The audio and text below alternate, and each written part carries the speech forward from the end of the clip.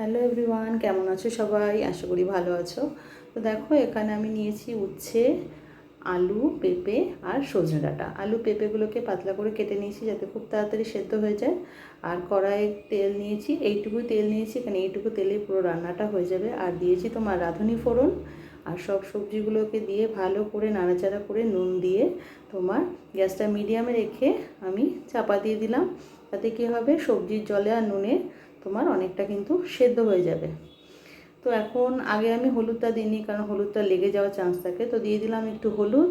এবার গ্যাসটাকে ভালো করে নাড়াচাড়া করে তরকারিটা গ্যাসটা সিমে রেখে আবারও তোমার তরকারিটা একটু আমি ফুটতে দেবো। তো মোটামুটি তোমার সেদ্ধ কিন্তু আমার হয়ে এসেছে।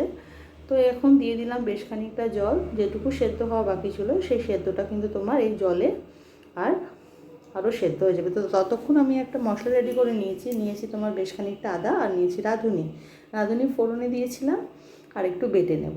তো এটা আমি শিলেই বেটেছি, কেননা এইটুকু মশলা মিক্সিতে ঘোরে না খুব একটা ভালো। তো তরকারিটা আমার মোটামুটি দেখো রেডি হয়ে গেছে, পেঁপেটা একটু সেদ্ধ হতে বাকি আছে। তো শিলে বেটে মশলাটা দিলে বেশিই ভালো লাগে খেতে। তো আমি কম মশলা সবসময় শিলে বেটেই নিই, তো ভালো লাগে বেশি।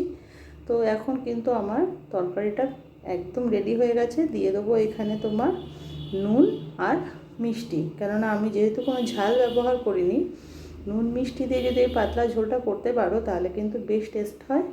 তো তোমরা একবার ট্রাই করতেই পারো।